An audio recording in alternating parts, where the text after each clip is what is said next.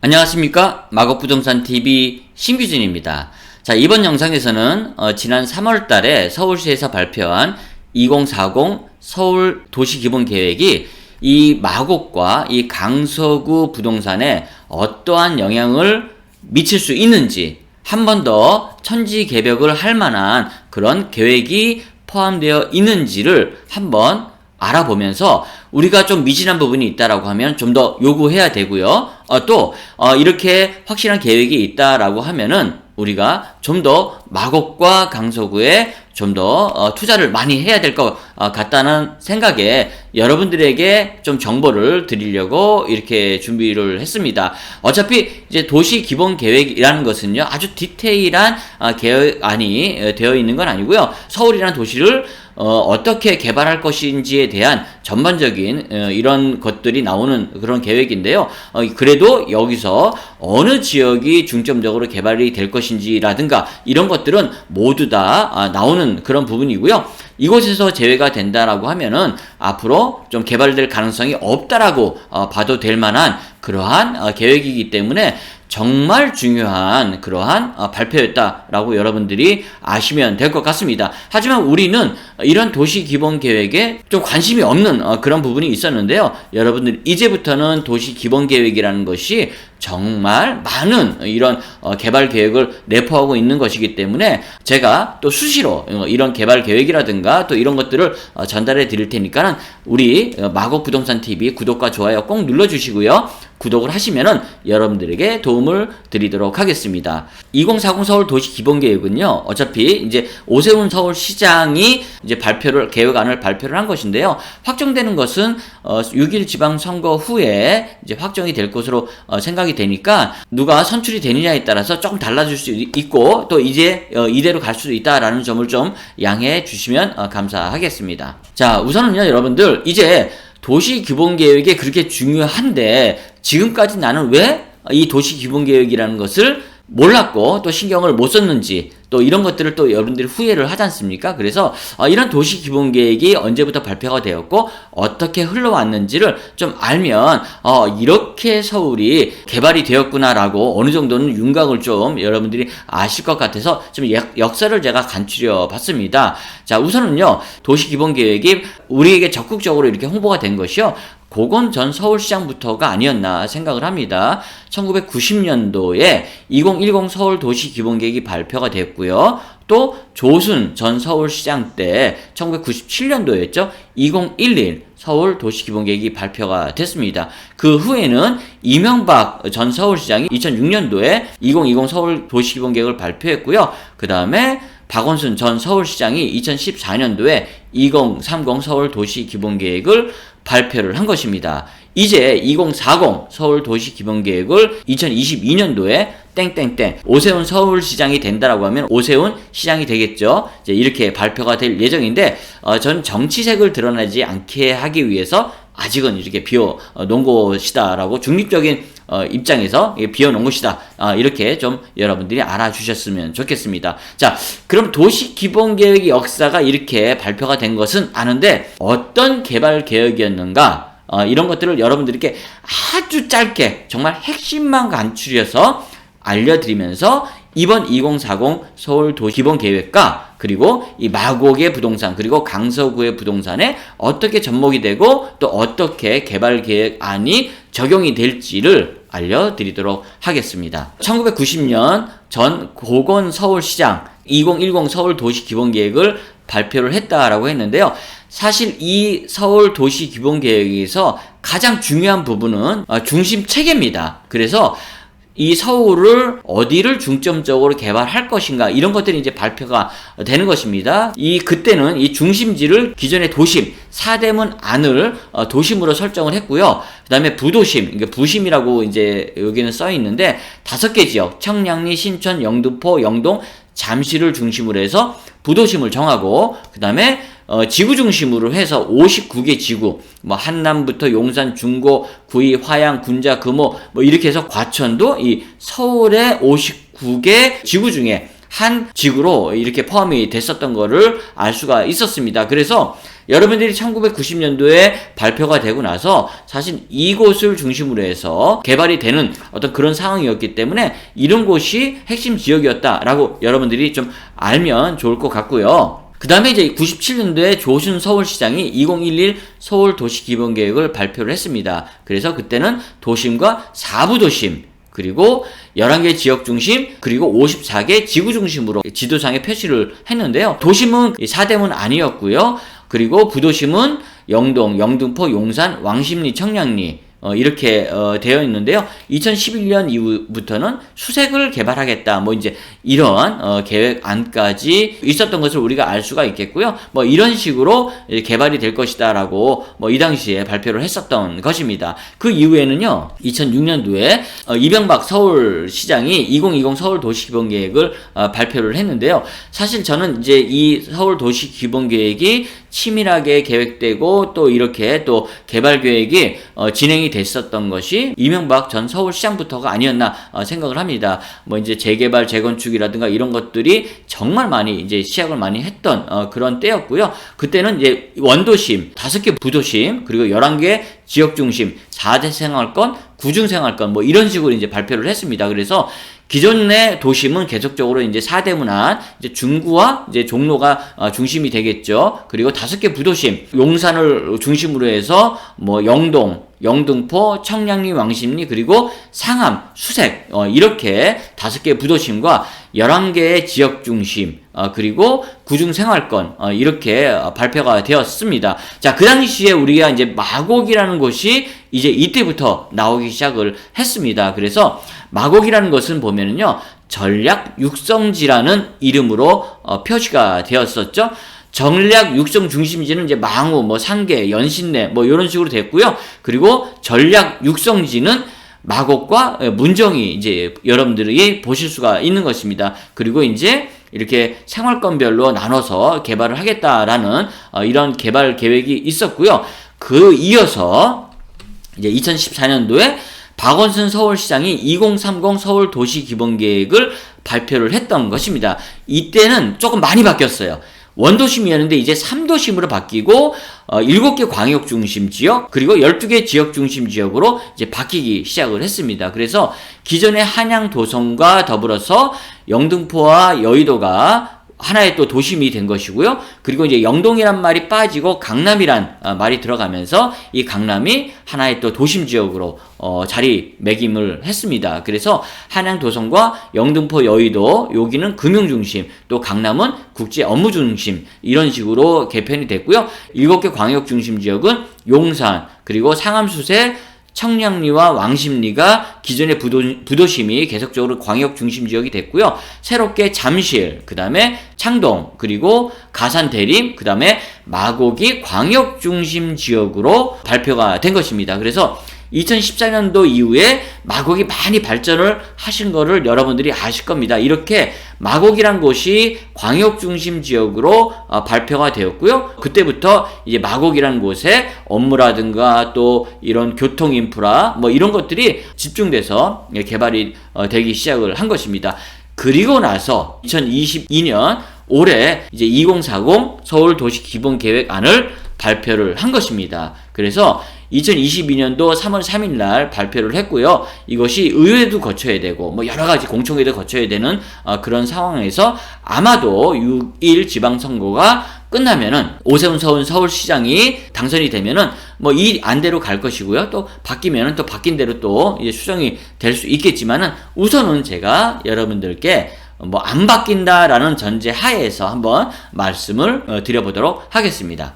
자, 우선은요, 가장 중요한 것은 이제 2040 서울 도시기본계획 6대 공간계획입니다. 아까도 이제 이 중심지 체계도 이 공간계획 안에 들어가는 것인데요. 보행 일상권 조성이라고 해서 뭐 요거는 뭐 간단하게 얘기해서 예전에는 상업지역 따로 뭐 녹지지역 따로 뭐 주거지역 따로였다라고 하면은 이것을 한 바운다리에 넣어서 주거와 또 상업 또 업무와 이 녹지가 같은 구역 내에서 모든 것을 이루게 하겠다. 뭐 이런 이야기인 것 같고요. 그다음에 수변 중심 공간 재편이 있습니다. 자, 이 오세훈 서울시장이 지금 처음 서울시장을 하는 것이 아니죠.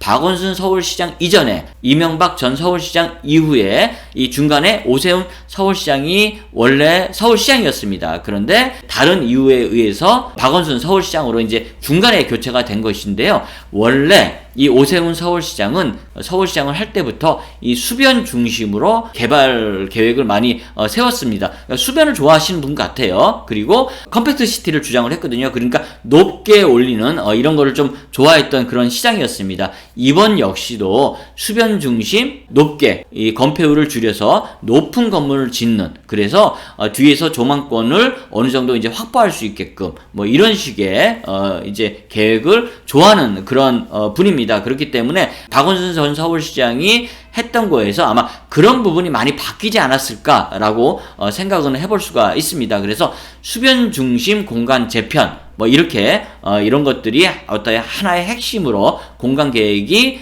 설계가 되었다라고 이제 보시면 될 것 같은데요. 수변 중심이라고 하면 또 강서구도 빼놓을 수 없지 않습니까? 한강변을 끼고 있는 뭐 염창동이라든가 가양동이 한강변에 붙어 있기 때문에 수변 중심의 어떤 개발 계획에 좀 인센티브가 있지 않을까 기대도 해볼 수 있는 것이고요. 미래 성장 거점 중심지 혁신을 하겠다라는 것입니다. 그래서 성장 거점 하면 또 우리 마곡을 빼놓을 수가 없지 않겠습니까? 그래서 조금 더 기대를 해볼 수 있다라고 이제 볼 수가 있겠고요.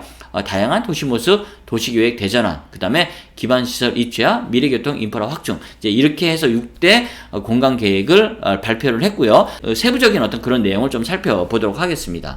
보행 일상권은 뭐 전체적인 서울시에 이제 포함이 된다라고 했을 때 마곡은 벌써 이제 거기에 포함이 되는 거겠죠.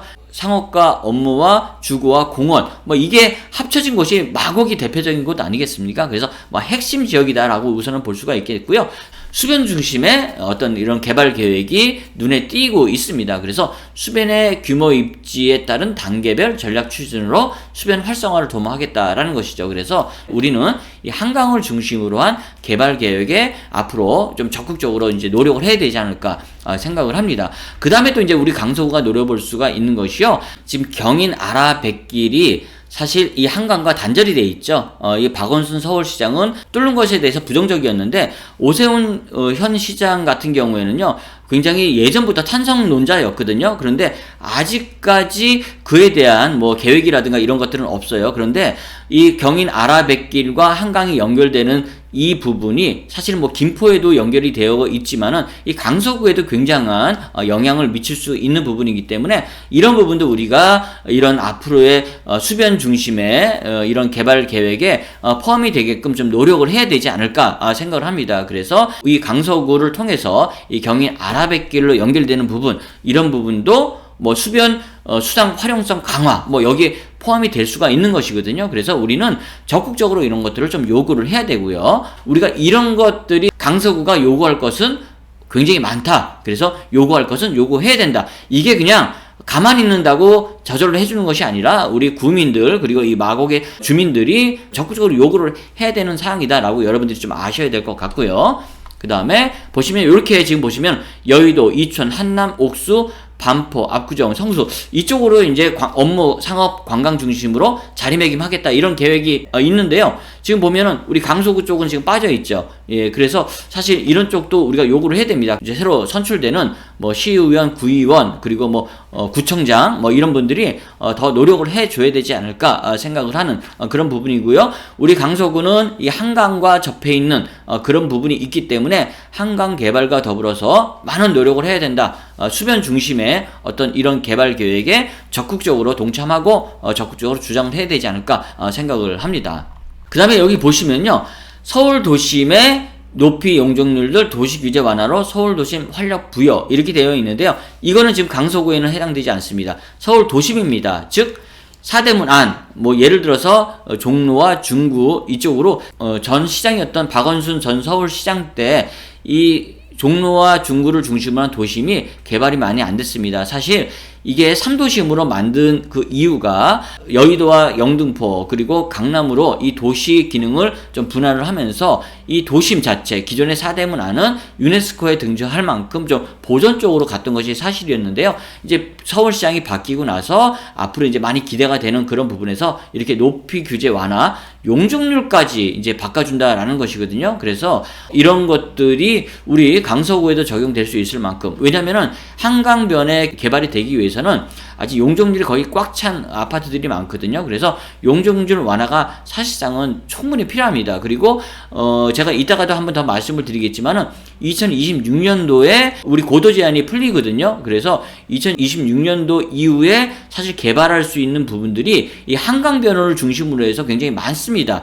고도 제한이 없어지다 보니까요. 그래서 그런 것들과 더불어서 이 용적률이 완화가 된다라고 하면은 뭐 엄청나게 개발이 될 수 있는 그런 부분이 많은데, 이 용적률 완화는 이 도심에만 지금 적용이 되는 것이거든요. 그렇기 때문에 높이 규제 완화뿐만 아니라 용적률 규제는 지금 되지 않는 그런 부분이 있기 때문에 이런 것들도 여러분들이 지속적으로 이제 요구를 하셔야 될 부분이라고 생각을 하고요. 아무튼 도심 같은 경우에는 용적률까지 이제 좀 완화를 해준다. 이것이 굉장히 중요한 부분입니다. 도심도 용적률이 똑같았거든요. 뭐 그런 부분에서 용적률이 일단 도심은 풀리게 되면은 앞으로 우리 광역중심 지역인 강서구, 이 마곡 같은 경우에 안 풀린다라고 이제는 보장이 없습니다.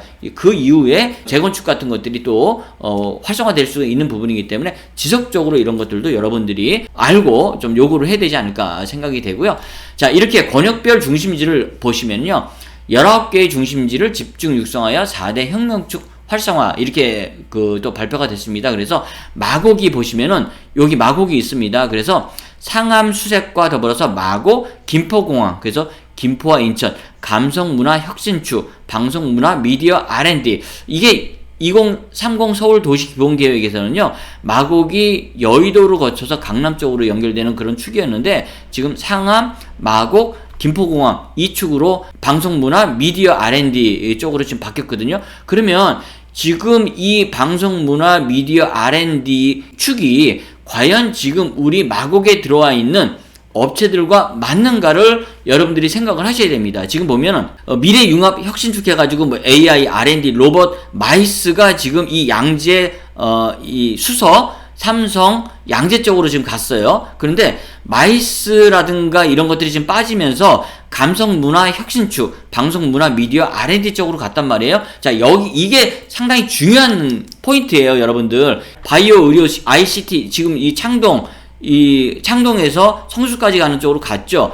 근데 이 마곡은요, 방송문화 미디어 R&D 쪽이 지금 이렇게 감성문화 혁신축으로 왔단 말이에요. 이게 무슨 말이냐면 여러분들, 자, 생각을 해보세요. 지금 여기 들어와 있는 업체들, 마곡의 업체들이 원래 방송문화 미디어 R&D 쪽의 중심이었냐? R&D 쪽은 있어요, 분명히. 그런데 지금 이쪽과 지금 맞지 않을 수도 있다라는 겁니다. 기존에 들어왔던 업체들. 그런데 여기는 연구단지가 그 기존에 뭐 마이스라든가 뭐 이런 R&D, 로봇 뭐 이런 쪽에 업체들이 들어와서 자리매김을 하고 있는데, 이 업체들이 이 저렴한 연구단지를 받으면서 여기에 약속을 한 게 있는데 5년 이내에는 팔지도 못하고 뭐 임대도 못 주고 뭐 이런 조항들이 있을 거예요. 그런데 지금 임대를 주지 못하기 때문에 여기가 활성화가 되지 않는 부분이 상당히 많습니다. 그래서 왜 임대를 못 주게 하냐?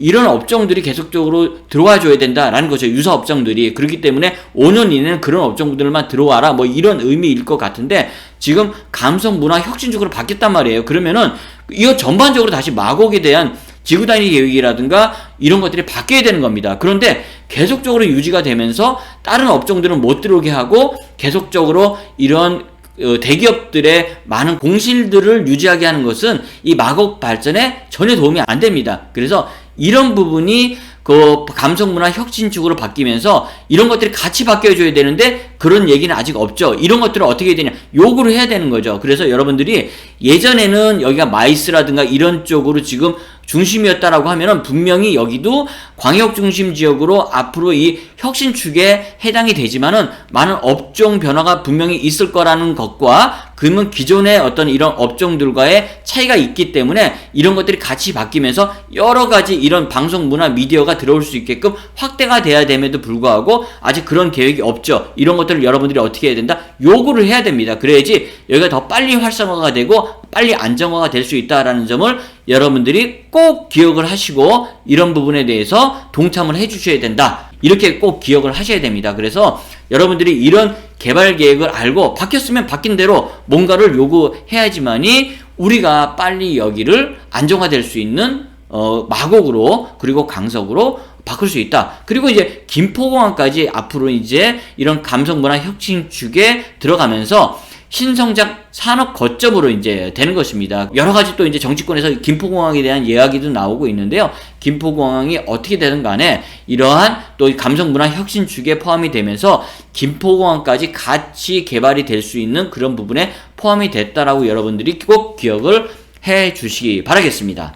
그 다음에 이제 용도 지역제 해서 도시개혁의 패러다임의 대전환, 용도 지역 체계를 바꾸겠다라는 이야기죠. 그래서 이제는 예전에는 뭐 상업지역, 뭐 주거지역, 뭐 이런 공업지역, 뭐 이렇게 분리돼서 이제 결정이 되었다라고 하면은 이제는 유연하게 도시 기본계획 체계를 바꾸겠다라는 이야기거든요. 이것도 굉장히 중요한 게 여러분들 보세요. 이제 마곡은 지구 단위 계획으로 어느 정도 개발이 되었죠. 자, 그런데 아까 제가 뭐라고 말씀을 드렸습니까? 강서구에는 한강이라는 곳이 있다라고 말씀을 드렸죠. 거기가 아직까지는 이제 우리가 2026년도에 고도 제한이 풀리지만은 용적률은 풀리지 않습니다. 자, 그 상황에서 용도 지역 자체를 유연하게 할 수 있다라는 점은 뭐냐면은 이 한강변에도 그냥 아파트뿐만 아니라 여러 가지 상업시설들이라든가 이런 것들이 복합적으로 들어올 수 있다라는 것을 여러분들이 또 예측을 해볼 수가 있는 것이죠.